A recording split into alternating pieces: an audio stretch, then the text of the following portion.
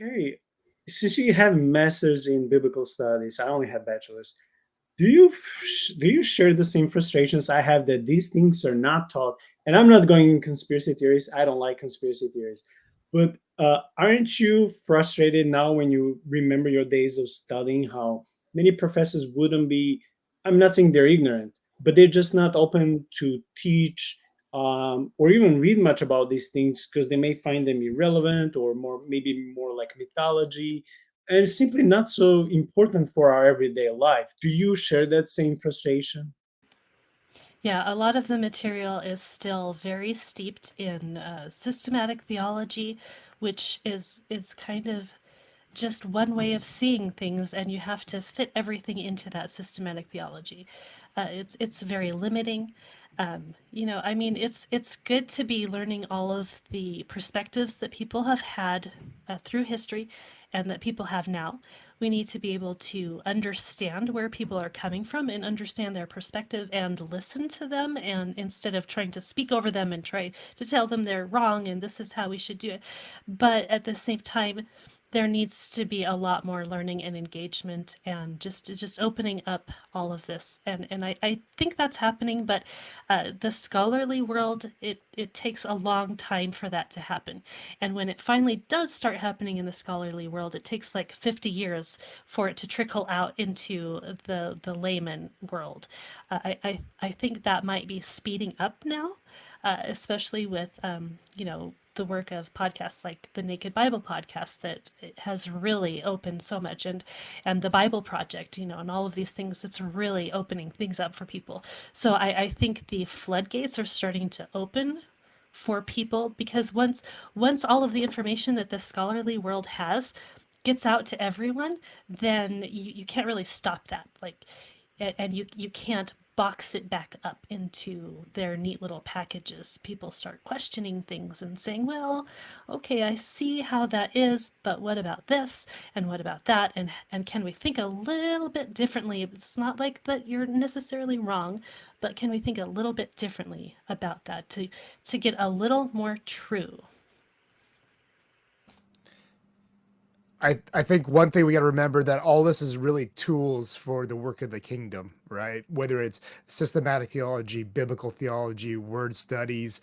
One of my frustrations and why I kind of had a hard time participating in church for a while was sort of our closed systems and Christianese. And, I think that's the brilliant things about things like the Bible Project and Naked Bible podcast is that these experts and people that seriously want to dig into it are bringing it to a lay level where people can engage with it, and it's God meeting people, and that's Genesis 1 and 2. Like, God cares about the people first. That's why it's all here, and the stuff should be a development of it. We just can't get too stuck on it. By the way, aren't you guys so thankful and happy that I don't think this was initially in the mind of Dr. Heiser, but aren't you happy how his material united Christians from so many different churches, faith traditions, and just denominations, people who would never or maybe never hang out together, talk about some topics, but they found these supernatural topics in common. They're like, yeah, we want to understand Bible better. We want to understand church tradition, church history better. We want to understand some customs better. We want to understand, including exorcism, like why are we doing so many things? Why do we believe so many things? Why do we practice so many things? So his work is, I mean, I'm happy. I'm happy when I go on on our Facebook page and has like more than 12 or 13,000 members. I mean, Dr. Heiser's um, Facebook page, and it's like people from all around the world, from any possible church, and it just makes me happy.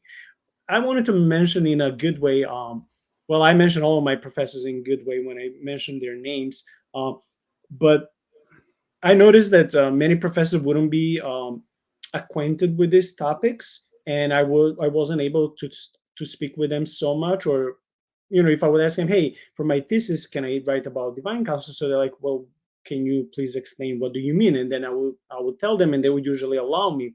But for one professor who is an Old Testament scholar, but I happened to have a biblical ethics class for him, but still sometimes he would throw some stuff about gods, and then I would follow him on academia.edu, where he would write or post his chapters for the book that he's publishing. So one of them will be from Psalm 91 and exorcism and all these gods, and I'm like, man, like this is so much Dr. Heiser. So yeah, I just want to mention for people who love these things and they're members on academia.edu, it's free to register. You don't have to pay. You don't have to do anything. His name is Andrew Schmutzer, which is a little bit difficult to spell, but eventually you will find him. He occasionally posts some really good stuff about all this supernatural stuff, and he's nicely complimenting Dr. Heiser.